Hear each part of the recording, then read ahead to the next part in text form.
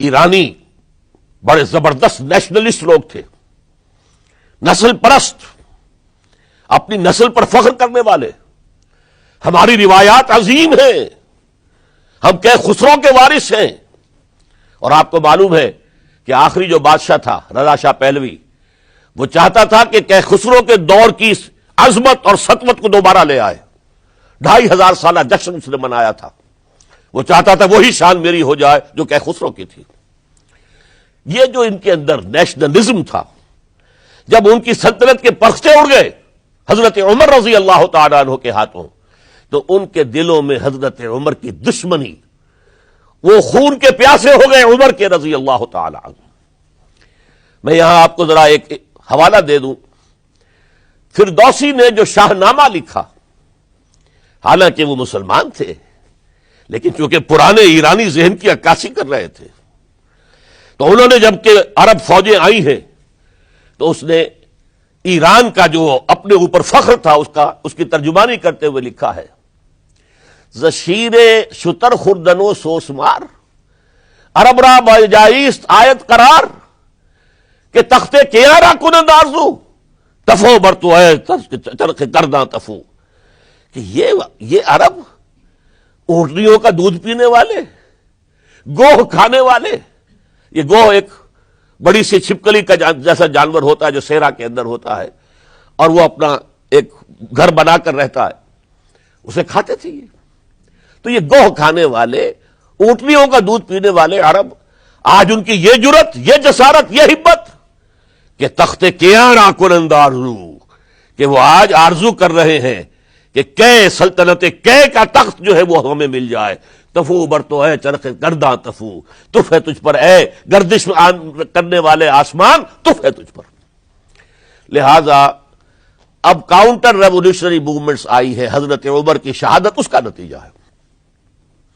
ہرمزان ایک جرنیل تھا اور اس کے جنگی جرائم اتنے شدید تھے ایرانی کے کہ واجب القتل تھا.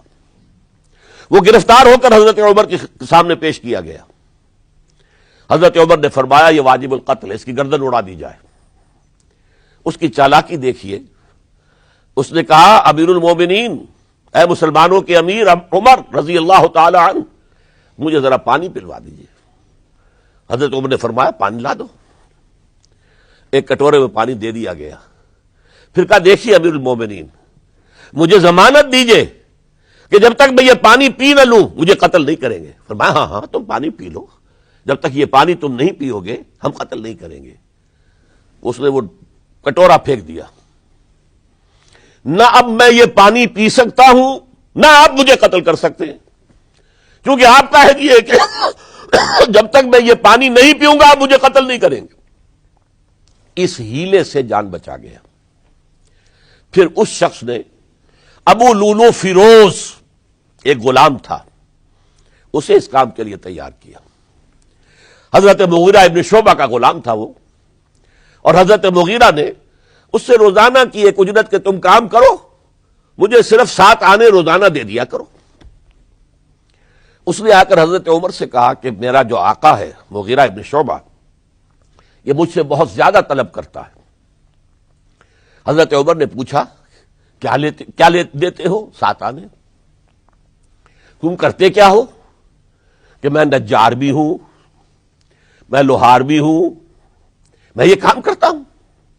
فرمایا اتنے پیشوں کا جاننے والا اس کے لیے یہ روزانہ کا ٹیکس یہ زیادہ نہیں ہے، یہ تمہیں دینا چاہیے.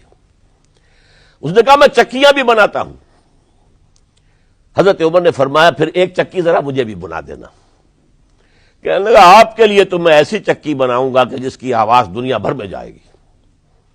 وہ شخص ہے اور ہرمزان کی سازش کے تحت وہ ایرانی جسے بعد میں ایرانیوں نے کیا کہا، جس نے قتل کیا حضرت عمر فاروق کو، حضرت ابو لولو فیروز.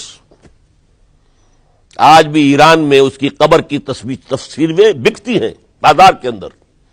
حضرت ابو لولو فیروز وہ آیا ہے مسجد نبوی میں، اور آ کر اس نے جبکہ حضرت عمر رضی اللہ تعالی عنہ امامت فرما رہے حملہ کیا، 5-6 وار خنجر کے کیے. حضرت عمر رضی اللہ تعالی شدید مجروح ہو گئے. یہ انتقام تھا جو عجم نے، وہ سلطنت کے جس کے ٹکڑے ختم ہو گئے تھے، جس کا ٹکڑے کر دیے گئے تھے، اس نے انتقام لیا عالم اسلام سے. سمجھا انہوں نے یہ تھا کہ شاید یہ پوری عمارت اسی ایک ستون پر کھڑی ہے، حضرت عمر ہی کے ستون پر کھڑی ہے، اس ستون کو گرا دو گے پوری عمارت گر جائے گی. لیکن ثابت ہوا نہیں، یہ محمد کی بنائی ہوئی عمارت ہے صلی اللہ علیہ وسلم. یہ بہت قوی ہے، اس کی بنیادیں بہت مضبوط ہیں، کوئی ذرا سی تریڑ بھی نہیں آئی، ذرا سی تریڑ بھی نہیں آئی. حضرت عمر فاروق کی شہادت کے بعد حضرت عثمان رضی اللہ تعالیٰ عنہ کا دور خلافت شروع ہوا، اور جوں کا توں جو قافلہ چل رہا تھا آگے چلتا چلا گیا.